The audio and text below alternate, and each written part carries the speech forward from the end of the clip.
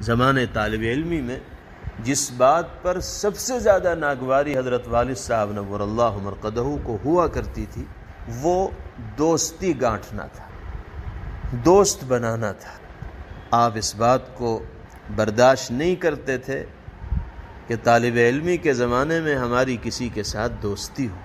آپ کی طرف سے یہ ہدایت تھی کہ وقت پر درسگاہ جاؤ اور تعلیمی مصروفیات سے فارغ ہو کر، اسباق سے فارغ ہو کر سیدھے گھر واپس آؤ۔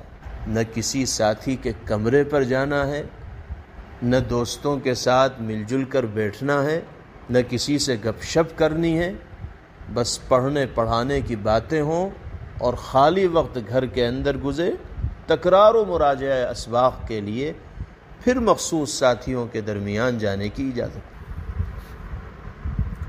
اگر کبھی راستے میں اپنے کسی ساتھی کے ساتھ دوستانہ ماحول میں چلتے ہوئے آپ ہمیں دیکھ لیا کرتے تھے تو پھر ہماری خیر نہیں ہوتی۔ گھر آتے ہی بازپرس ہوتی تھی، پوچھ تاچھ ہوتی تھی کہ کون تھا جس کے ساتھ جا رہے تھے، کہاں جا رہے تھے، کیا باتیں ہو رہی تھی۔ جواب دینا بھاری ہو جاتا تھا، مشکل ہو جاتا تھا۔ حضرت والد صاحب نور اللہ مرقدہ کی طرف سے اگر یہ نگرانی نہ ہوتی، یہ سرپرستی نہ ہوتی، یہ تنبیہ نہ ہوتی تو ہم جیسے لاؤبالی پن کے شکار لوگ نہ جانے کس راستے پر چل جاتے اور کیا کر رہے ہوتے۔ اللہ رب العزت والجلال والد صاحب کی قبر کو نور سے منور فرمائے، ان کے درجات کو بلند فرمائے۔ آج قدم قدم پر ان کی یہ شفقتیں اور عنایتیں یاد آتی۔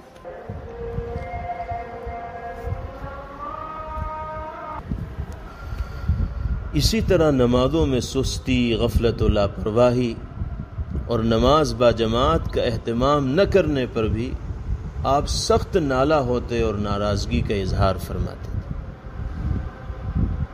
آپ کی طرف سے یہ تاکید تھی کہ 5 وقتہ نمازیں با جماعت مسجد کے اندر ادا ہونی چاہیے۔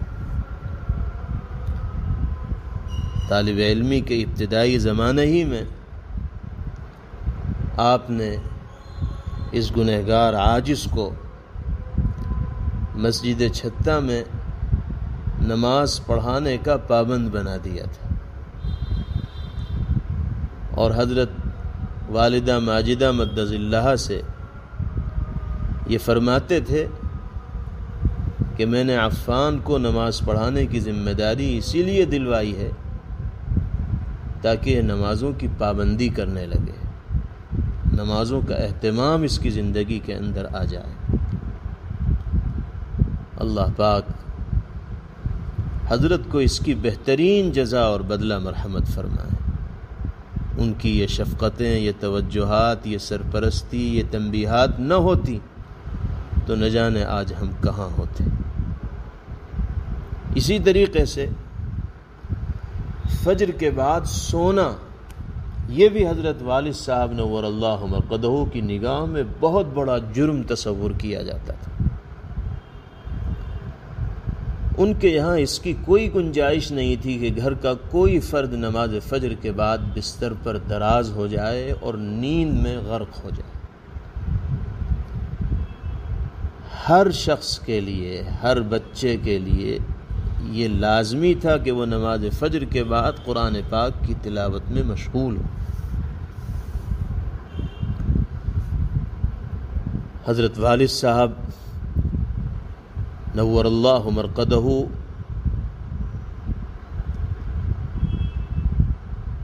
فجر کی نماز کے فوراً بعد ناشتہ فرماتے تھے اور اس کے بعد مطالعے میں مصروف ہو جاتے تھے اور پھر سبق پڑھانے کے لیے چلے جاتے تھے۔ گھر میں رہنے والوں کے لیے یہ ضروری تھا کہ وہ نماز فجر کے بعد تلاوت کلام اللہ میں مشغول ہوں، اور یہ حقیقت ہے کہ آدمی کسی دوسرے کو کسی اچھائی کا پابند اسی وقت بنا سکتا ہے جب خود اس کے اندر وہ صفت، وہ خوبی اور وہ اچھائی پائی جاتی۔ خود حضرت والد صاحب نور اللہ مرقدہ کا بھی یہ مزاج تھا کہ رات میں چاہے دیر سے سونا ہو لیکن نماز فجر کے بعد سونے کی کوئی گنجائش آپ کی زندگی کے اندر نہیں تھی۔ آپ عشاء کی نماز سے فارغ ہو کر کھانا تناول فرماتے اور اس کے فوراً بعد سو جاتے، اور پھر پوری رات مسلسل سونے کا معمول بھی عام طور پر آپ کا نہیں تھا۔ اکثر و بیشتر کمرے کی لائٹ بھی جلی رہتی، 2 گھنٹہ 2.5 گھنٹہ 3 گھنٹہ سوئے اور اس کے بعد اٹھ گئے، پھر تلاوت میں، مطالعے میں، ذکر و اذکار میں مشغول ہوئے، اس کے بعد پھر جی چاہا تو آرام فرما لیا، سو گئے۔ پھر رات کے آخری پہر میں اٹھنا تو آپ کی عادت مبارکہ تھی۔ نماز تہجد کی پابندی آپ کی زندگی میں بالکل اسی طرح پائی جاتی تھی جس طرح 5 وقتہ فرائض کی پابندی کا آپ اہتمام فرماتے تھے، اسی طرح تہجد کی پابندی کا بھی اہتمام۔ ہم نے جب سے شعور کی آنکھیں کھولی اپنے محترم والدین کو نماز تہجد کی پابندی کرتا ہوا پایا۔ حضرت والد صاحب علیہ الرحمہ فجر کی نماز سے پہلے معمول کے مطابق خود چائے بناتے تھے اور نوش فرماتے تھے، اور نماز فجر کے بعد مختصر ناشتہ کیا کرتے تھے۔ تو فجر کے بعد کی تلاوت کا معمول حضرت والد صاحب علیہ الرحمہ کی عادت مبارکہ میں شامل تھا، اور اپنے ماتحتوں کو بھی آپ اس کا پابند بنایا کرتے تھے۔ اس کا فائدہ یہ ہوتا تھا کہ قرآن کریم کا دور ہو جاتا تھا، قرآن پاک یاد رہتا تھا، اسباق کو یاد کرنا آسان ہوتا تھا۔ اللہ تعالیٰ اس معمول کو برقرار رکھنے کی اور اس پر عمل کرنے کی مرتے دم تک ہم سب کو توفیق نصیب فرمائے۔